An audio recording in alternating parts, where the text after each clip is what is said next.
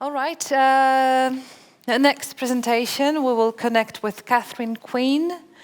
Hello, Catherine. We can see you. Hello. Hello. Hi. So, Catherine will show us that IT is not only about technology, but it also needs people who can lead projects, who can be project managers. So, Catherine, the floor is yours. Hello, good afternoon to everyone in Big Gosh. I hope you're really enjoying this Women in IT conference and you're getting what you need from the talks today that will hopefully help you make some decisions in your careers down the line. I'm Catherine Quinn. If we can go to the next slide, I've been working... One moment, Catherine. Okay. I can't see the slides. We don't have the slides, so just hold it a moment. Okay, no problem. I can continue anyway. Yeah, we have them. Okay. It's fine. Good. So if we go to the next slide, I have been working with Nokia for over 20 years now. I joined the Dublin office straight out of university as an electronic engineering graduate. I'm Irish. Shortly after joining the Dublin office, I moved to the UK and have been living here since, apart from a year where I was working in Italy as a product manager. I have a husband who is really supportive. I have two beautiful children, a boy and a girl, aged 9 and 11, that I learn from every day. And I have a menagerie of pets that come with those children. I share my office with a bearded dragon. Sorry, you can't see him today. But my colleagues do call me up regularly to ask if they can see the dragon, and I'm never quite sure who they're talking about. But anyway, in those 20 years that I have worked in Nokia, I have done lots of roles. I started really in engineering because I was a graduate of engineering. And I worked as a pre-sales engineer in the Dublin office. Then I worked on a really interesting project extending London Underground and Heathrow Express communication systems out to London Heathrow Terminal 5. I worked in Italy as a product manager, looking after a product in the IP network management suite. And it was around that time, it was about 15 years ago, I ventured into project management. And it really was the best decision that I made. I will say project management is not for everyone. Somebody once said to me when I started off that if you're a project manager, you have to have broad shoulders because you are responsible for the successful delivery of that project. It does come down to you. But project management, it's enjoyable for me. I find it very satisfying, especially when it goes well. But it's fast-paced, it's challenging. It covers a broad range of skills. You know, you have to know how to deal with risk, with changes to contracts.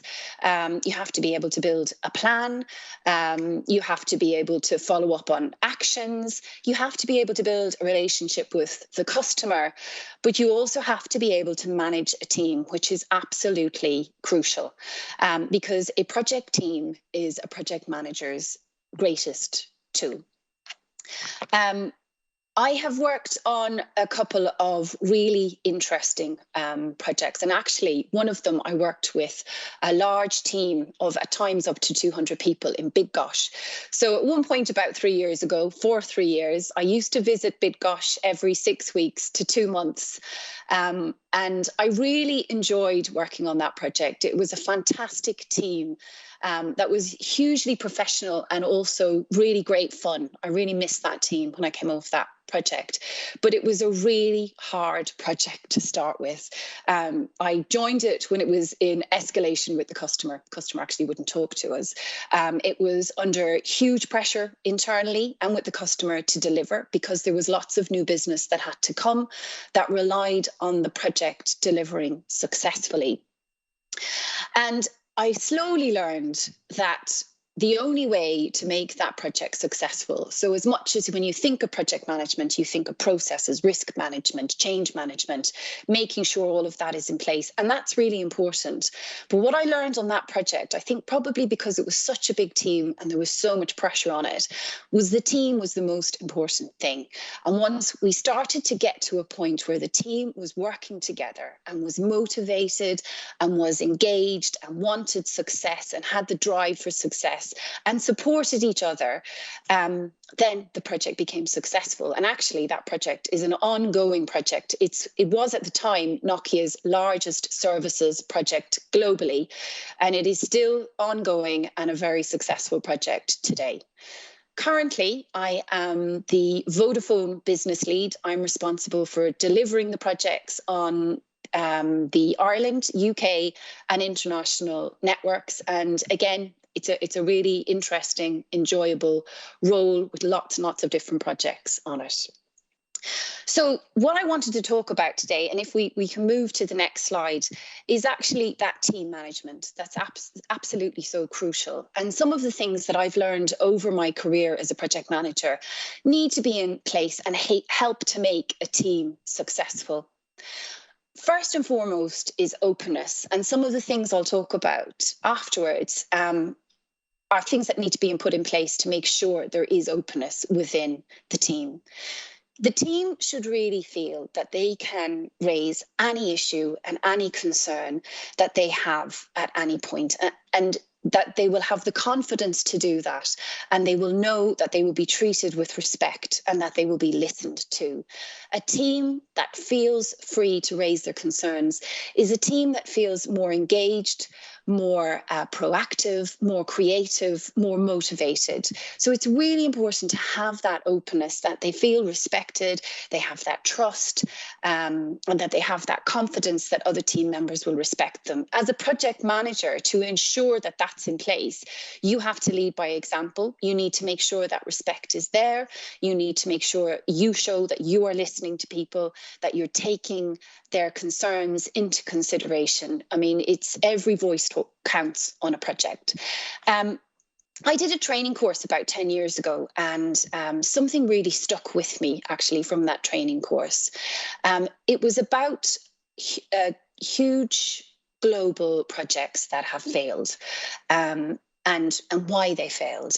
And one of the projects they looked at was the NASA Challenger project that ended in disaster and tragedy back in 1986. And when they did the root cause analysis of what caused that failure, there was three things.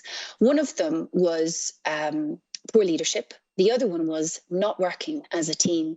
And the third thing was a lack of a clear communications strategy. I mean, stuff that you would imagine should be in place, but this is really what it boiled down to, which caused that failure. And I think, as a lot of people know, it was the issue that was raised that caused that disaster was actually an O-ring that was connected to the rocket booster.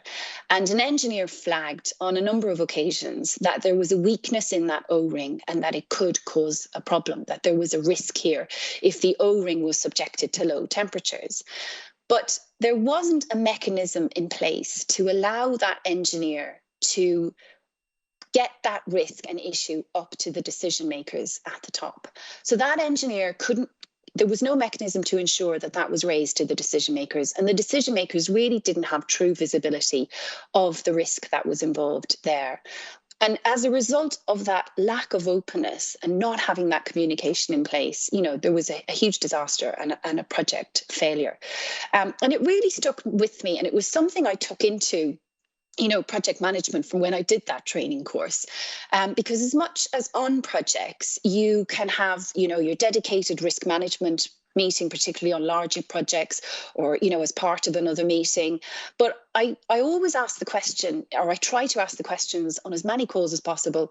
Has anyone got any concerns? Is there anything I've missed here? Does anyone want to raise anything? And I like to think that my projects, there is openness on it, but sometimes it needs that prompt. You want to hear what they have to say. You want to know their concerns. And more often than not, people will say, well, actually, yes, something came up during the week, or I am worried about this. Have we taken such a thing into account? So it's absolutely key to have that openness in a project team.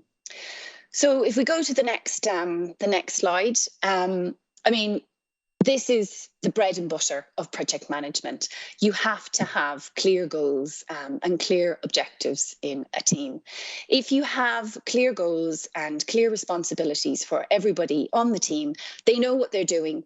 They're engaged, they're motivated, they know what they have to do to bring the project to success. If you don't have clear goals and you don't have clear objectives and a vision as such for the project, then everybody feels a bit shaky and they feel a little bit unsafe, because they all know really that we're destined for failure, and it's not a nice place to be, and you will lose the trust of your team, and you could end up with mutiny, actually, if you don't have clear goals and objectives set for everyone. So team needs to know what they have to do, what their responsibilities are, when they have to do it by, but also what's really important is why they have to do it. I mean, if you tell the team why it's important for Nokia in this case, or for the customer that you're delivering it for, that engages and it motivates a team. So if I tell a team that they need to have all of the services migrated off a node in Germany by the end of next week, they will put a plan together and they will do that. But if I say you have to have the services migrated off that node next week in Germany, because otherwise there is a very high risk that there will be an outage because the nodes run out of bandwidth, then that team will absolutely ensure that the planning is in place and that it won't fail, and that the belt and braces will be there to ensure that it's successful.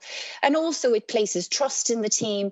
You know, it shows respect for the team, that you're sharing with them the importance and the goals that are set by the customer and by Nokia on a project.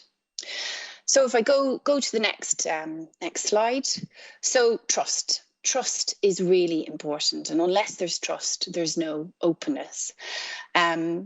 Trust, some people say it's a vague thing and that it's difficult to be measured, but then customer satisfaction is also quite vague and difficult to be measured, but equally as important. They're both important. You need to be able to trust your team. Your team needs to be able to trust you. Otherwise, you really don't have anything. If you have trust, I mean, why do you need trust in a team? You need it because communication will be a lot easier and more effective, because there will be that openness there that I spoke about earlier. If the trust is in place, people will not be afraid to raise their voice. People will trust you. I will trust them to deliver, and there won't be that micromanagement that just erodes self-esteem and motivation. So trust is important. But how do you put trust in place? I mean, it's easy if you're going into a team and the team members know you, you've worked on them maybe on other projects, so that's kind of easy. But sometimes you're coming in cold and the team doesn't know you, and you need them to be able to trust you. And it doesn't come overnight. Trust absolutely has to be earned. And some of the things that I think helps with this, from my experience, and everybody has their own style with this, is straight talking. So your team needs to know that you will give them an unbiased view of and an unbiased opinion, an honest opinion of their performance, of how the project is doing, that you don't have a hidden agenda, you just want the success of the project, and that you will support them and you will give them an honest opinion. You need to be able to, you need to praise your team when they deliver well, when they are delivering successfully. You need to make sure that that is called out and they are praised. But also, if they are not coming up to expectations and they are not delivering the way you want them to be, you need to be able to talk to them in a constructive manner, not in a critical way, but to let them know what needs to be done, where it's falling down, what's the impact of doing it that way, what's the impact of not meeting that deadline, and motivating them to make sure that they will get there. And that straight talking makes, it promotes trust, because they know they'll get the truth from you as such. Also, you need to be loyal to your team. They need to see that you are loyal to them, so that if they're delivering, and sometimes you can be on a really hard project and the team can be working really late hours and they are putting the effort in, but maybe the results are not being seen, and that's really difficult for a team. It can be really demotivating. And you need to be in a position that you are defending them, that you're not letting them down, that you're supporting them, that if there is criticism coming on maybe the performance, but that all of the boxes are being ticked, they're doing everything they can. You need to show loyalty to that team. Again, that builds trust. And of course, as a project manager, it's absolutely key that you deliver results. That's what project managers are there for delivering results and keeping the commitments that they've made. But if you make a commitment and you haven't got your team buy-in to that commitment, you're pretty much setting yourself up for failure there, because your team needs to feel that you take their opinion seriously, and that you're getting their buy-in for commitment. And if you get that buy-in and you make that commitment, then you're much more likely to deliver successfully on it. So, trust is extremely important. And of course, last, which leads me to the next slide, is that you need your team to know that you will support them and focus on improvement rather than criticizing them if there are mistakes, because there are always mistakes on projects. That's what project managers are for, really. They need to make sure that they deal with those issues, they deal with those problems along the way to make it successful. I mean, here's poor old Dilbert here. His manager is saying, I'm moving to a shared leadership model. Each of you will take on one piece of the leadership role. What's my piece? Let's see, I have you down for something called blame. I mean, that would be really easy if we could have one person taking all the blame, but unfortunately, it doesn't really work like that. So when a team member or a team fails, they don't really set out to fail. They've just approached it in a way that doesn't work. And at that point, generally, that team's confidence will be at its lowest. And that's the point where they need to be encouraged to be confident, and you need to support them, because focusing on a mistake is not really going to help. On a project, there is always, as good practice and as a gateway as such, there are lessons learned. So at certain phases or the end of a project, there is a lessons learned, a review of all the issues, of all the mistakes, of all the problems we've had along the way. And there is a learning taken from that to see how we can do it better, as a project, as a team, as help for other projects, to learn from the mistakes. And that's the way it needs to be approached. I know my children come home from school and they tell me there's no such thing as a mistake. There's only a learning. And I think it's a really good way to look at things, because there's nothing beneficial from focusing on mistakes. There's just not much point. So if I go on to the next slide, this one is close to my heart, really, because, it's important to respect people's time. I'm a full-time working mum of two, and I think I probably work differently now than I did before I had children. I'm constantly thinking of time and how I can use it in the best way. I know what I'm going to do in the morning. I know what I need to get done in the afternoon. And I know I need to get on with it because I don't want to be working in the evening. And I try to be as efficient and productive as possible to get what I need done. So I really don't like it when people waste my time, and I really try not to waste other people's time, because time is precious and it's important to people. And I think one way of helping with that is to make sure that, if you're having meetings, because sometimes there's just too many meetings on a project, and it's really important to have efficient meetings and effective meetings, that when people are coming into a meeting, or if you're setting up a meeting, you're thinking, what is the purpose of this meeting? Why are we having this meeting? What do we need to get at the end of this meeting? Or if it's a follow-up meeting, we have actions from the previous meeting and we can go through those so that the meeting is run really effectively, and you're not wasting anyone's time. I mean, I can see this guy's point, he's on a treadmill in a meeting because maybe he doesn't feel he's getting anything from the meeting. Maybe he feels he's not contributing to the meeting, and at least he's getting fit. He's doing something. So it's important that you respect people's time. It's something that I think people deserve, and it builds that trust in the team as well, and it motivates a team. So if we go to the last slide. So my son, he plays football.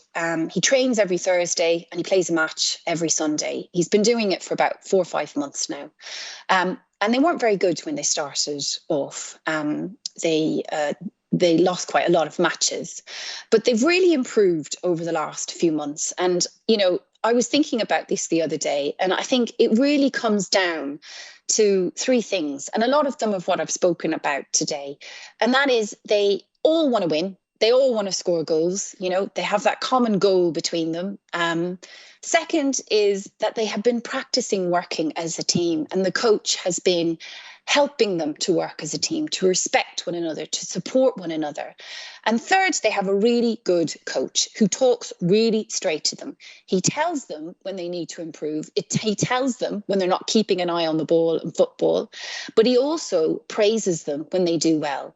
All of them want to be strikers. All of them want to be up front. Some of them have to be at the back. But when they're at the back and they're a bit bored, he'll still praise them and tell them they're doing a really fantastic job. And as a result, I can see they've really improved. They're working a lot better together, and they're actually winning more matches. So I know my children would cringe at hearing me say this, but it's teamwork that makes the dream work. So hopefully that gives you some insight in how important a team is to project management. That's it for me today. Thank you for your time. Thank you, Catherine. That's great.